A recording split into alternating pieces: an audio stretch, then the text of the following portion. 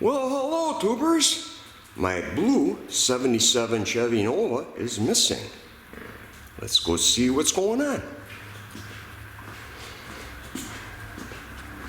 There it isn't. Anyway, yeah, we had a little problem with it. Parts and pieces laying everywhere here. What do you think happened? Is it an electrical problem with all my wiring? Ooh. Nope. I'll give you a hint. Look under the dash there. And under the hood, there's another hint. Okay. Do you know what we're fixing yet? Oh, the dreaded heater core job. This thing was literally pouring coolant out. A little bit of pressure. You can't believe how bad that was leaking. We got the wet dry vac out for this reason. Seat out. And what's going on here is there was like an inch of coolant on this rear floor here even. So I rinsed the heck out of the carpet with the garden hose and kept cleaning it. And I picked up another radiator too. I gotta show you this. I flushed this cooling system in here multiple times, and look at the inside of that. I had this radiator special built, 4-core, and then for the transmission cooler in there, I don't know if you can see that or not, but they got all different versions of that. They even got 6 rows if you can fit them in. That's all that guy had when I got that. But there's going to be one problem. The new one's got the plastic tanks now. And this sensor here I put in, that's for low coolant. So I always want the coolant, if it goes down at all in the radiator, I like to know sooner than later. So I do got this up a little higher than what would probably be necessary. But I got to see if I can figure out a way to drill into that plastic tank on that other radiator. So I'll show you what I figure out on that. Hopefully it can be done. We'll have to see. There's all my fusible links for all the widgets. And yeah, and then all the wiring harnesses all run into the cab right there, and then I got a shroud that goes over that. But I had to remove it to get this all apart. Yeah, that was an aftermarket one, of course, at the time we built the car, and now they went to aluminum. What's your thought on the aluminums versus the copper? And of course, aftermarket, you got to run into a problem right away. Here's your strap that's supposed to hold your tank in. See how far that is off? And yeah, that'd be a little tough right here too. But then if you look at it, look at how it sits in the cradle here. So crooked, we're gonna have to figure something out for this whole deal here. So I'll get back to you. Well, tubers, here's where I'm at. This aftermarket stuff never fits like it should. And that's kind of why I'm happy not to be doing as much car stuff, because how do you charge for this stuff? It's like, and anyway, I started die grinding on this. I was going to slide the whole unit in here. It would be real easy then to set it up without a real lot of mod. But if these tubes are over more this way in the car, you probably won't be able to get that darn thing back under the dash. So here's where I'm at. I got some rubber squishies here. You can see where I got nuts with the die grinder. A lot of trial and error here, folks. And I got a sealant piece here and here. And when you get the core in now, it has something to sit on. Let me slide that box over a little there. I'm going to show you this. So anyway, that's kind of a guide too, meanwhile. Keeps it where I wish for it to be. And oh, I had a strap up here for side B. There it isn't. It's hiding on me here. But anyway, we got that end conquered here so far. So we can tighten that guy down, and as you can see, you'll have a little bit of cushion to squish on, is what you want. So that's totally good. But now where I'm at, I'm going to be sliding a thicker piece under here, and I got to cut it to still obtain these same screw holes. Or that's not going to work. And of course, this bracket, well, as you can see from the fit here, it's far from being correct, and it would not attach the core to this hosing here. So I gotta press one and continue, figure if I'm gonna make it out of this piece here, the other piece there, which is a little thinner, but we'll get it figured out. Definitely something for today's challenge. And the other day I did another gearbox again for that printing company. Real nice people to work for. So On this plastic case there was 4 ribs, 2 on each side, which holds the heater core centered. And as you can see by what I got here, them no longer did anything, so I had to take my little puffet wheel, my 3M gold puffet wheel, to knock them down. And I just had to run out and back, because this was high right here, to grind that little nib down, because you want this stuff staying on there good. So this is a trailer camper topper, when you drop a topper on a truck. What I created was this guy here. Hey, it ain't pretty, but nobody will see it other than, oh, you guys, and maybe a mouse or two, who knows. Hopefully not the mouse though.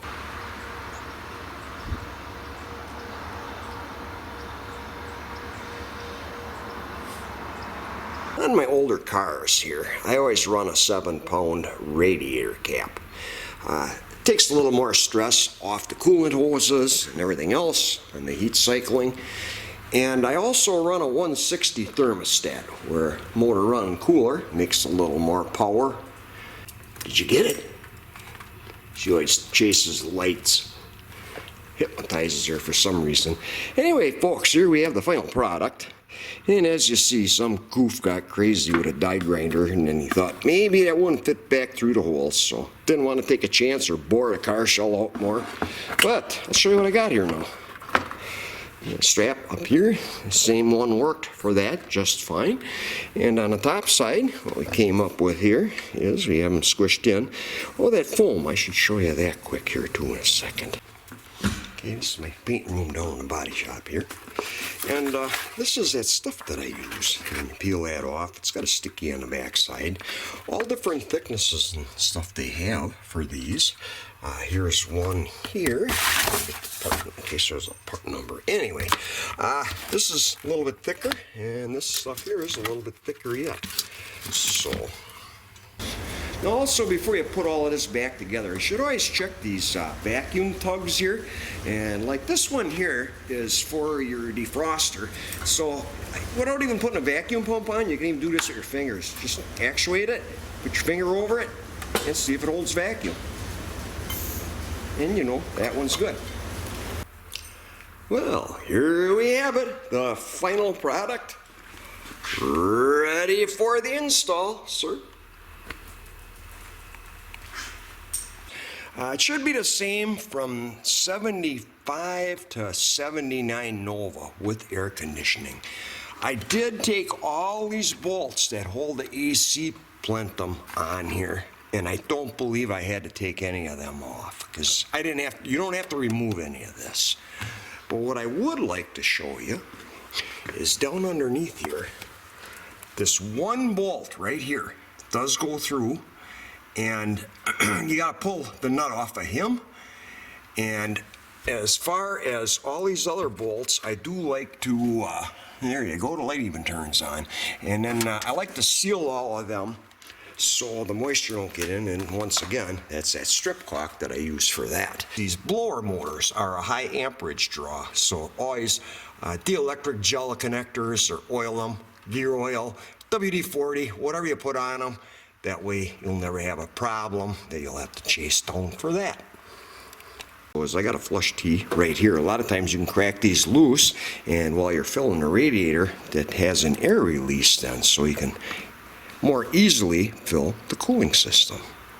There's the bolt that went through where that nut was on the back side, and you can see another bolt right there that has to come off. And up here you have a bolt, and you can see him straight in right there. And after you get them off, you should be able to remove this. Mark your cables and linkages before you pull them, where I dotted them, and mark your vacuum hoses with a marker so you know you get them back onto the proper vacuum tug. And as you can see, that's all the way to the end there, and you could get him all out. This guy here goes to the vacuum tug, which goes for your outside air right there. Now, Mr. Obvious told me to tell you, yeah, you got to remove the glove box. And when I built this car, when I made this console and everything here for the steel backbone, I try to think ahead so things can be accessed again without tearing the whole car apart, which you kind of do here, but anyway, you can see where all my harnesses come in and through, and my console here. There's, to hold on this cover panel, fascia panel for this, there's 2 screws right here, and then 2 Allen head screws right here that holds that cover panel on there.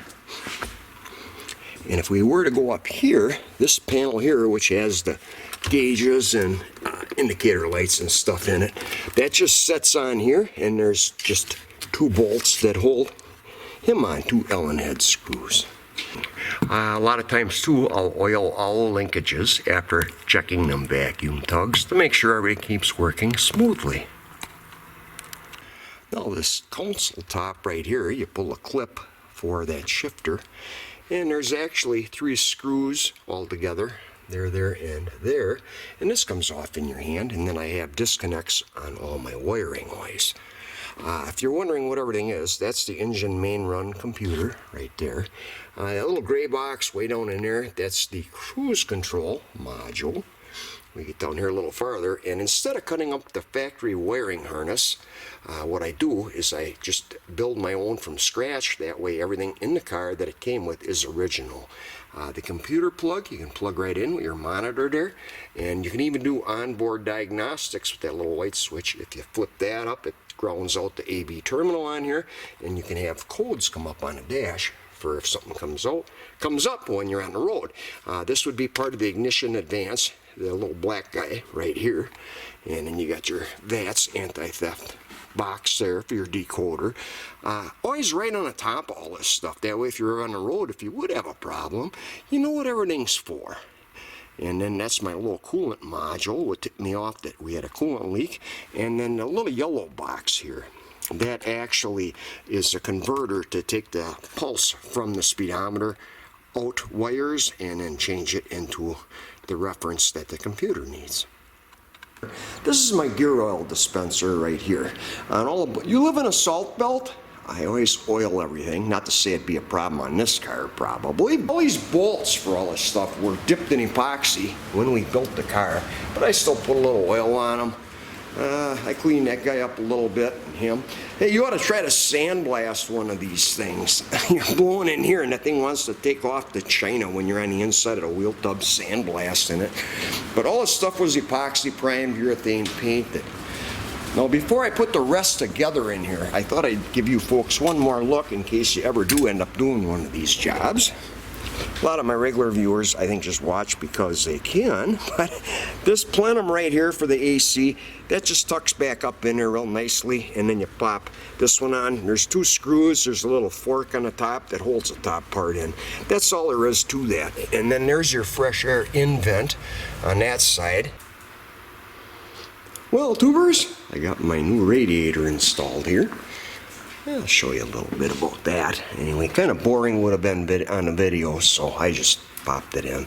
But anyway, everything on here, these are all homemade brackets and stuff, and you always want cushion clips on things so things aren't chafing and rubbing, moving around. Avico is where I get them cushion clips from. This piece here, this is, anyway, you Ford fans might know what this is. That's out of a Mustang. And the air cleaner box, I got the bottom of it punched out, and that was out of a Ford Ranger. Now I had to drill a hole in the plastic side tank on the radiator here. That's my low coolant sensor. If it gets down to this level here, it'll trip the light on in a dash. Now here I have an old radiator, which I had to replace for a customer, and had the plastic tanks on it. But what I did some test holes where I got to tap it out the 1/8 inch pipe thread.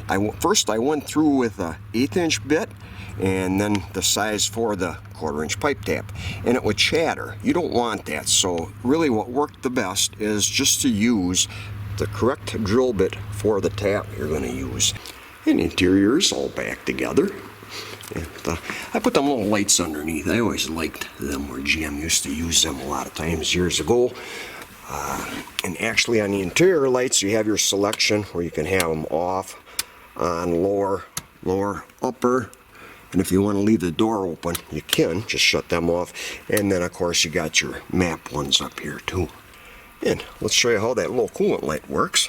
It's got a test circuit. When you first turn the key on, that's the bottom one there, and you see it go back off. Okay, when you put it in reverse, see that light there that says wait? That panel was out of a diesel Oldsmobile or something. And it's funnier than heck, because then I know my circuit works for my backup lights, but so many times somebody's riding with me and I'll be telling them a story, and then I put it in reverse to back up, and they start hollering, wait, wait! So, kind of one of my gag things, but anyway, I thought you folks would get a kick out of that one. Well, folks, that's it for the heater core replacement on my 77 Chev Nova. Hope you enjoyed the video. I'd like to see you back here again, and thank you so much for spending time on my channel and watching. Bye-bye.